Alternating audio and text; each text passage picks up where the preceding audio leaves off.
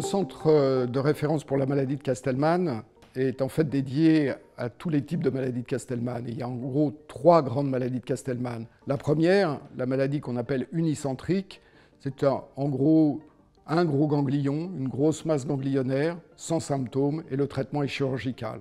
La seconde est une maladie plus générale, responsable souvent de fièvre, d'amaigrissement, de sueur, avec plusieurs ganglions.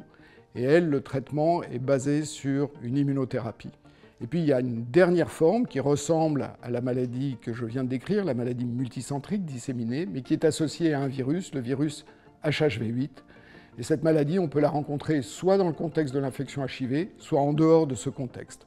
Son traitement est également bien spécifique, reposant également sur l'immunothérapie. Alors, la mission principale du centre de référence, c'est d'améliorer la prise en charge des patients.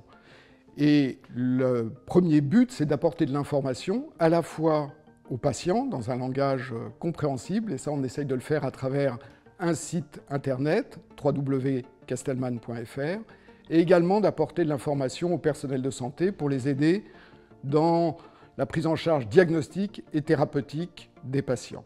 Le centre de référence s'appuie sur un réseau national en France métropolitaine et également en Outre-mer, avec des centres de compétences qui concernent essentiellement des grandes villes comme Lille, Dijon, Marseille, Bordeaux, également un centre pédiatrique au Kremlin-Bicêtre dans la région parisienne.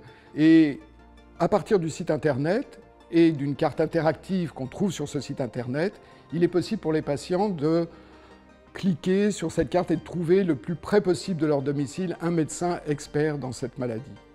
Sinon, à un niveau national, on a une réunion pluridisciplinaire, une fois par mois, qui permet en visioconférence à n'importe quel médecin de venir discuter un cas difficile, tant sur le plan diagnostique que thérapeutique. Alors, en parallèle à ces missions d'information et de formation, on a bien entendu une mission de recherche. Et comme pour toutes les maladies rares, on a besoin d'avoir un nombre assez important de patients pour tirer des déductions ou faire des travaux de recherche.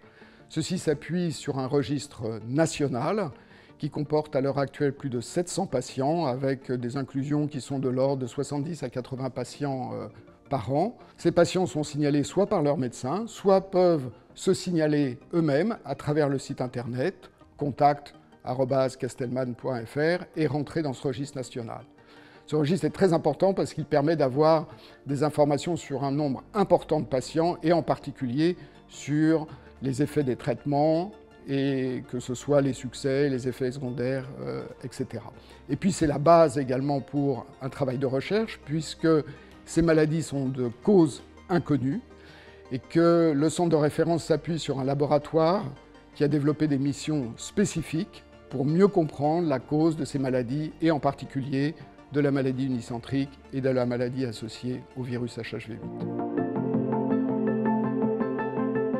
Ce réseau de centres de compétences permet en outre d'apporter de la formation localement dans les régions au personnel médical ou paramédical pour une meilleure prise en charge de cette maladie.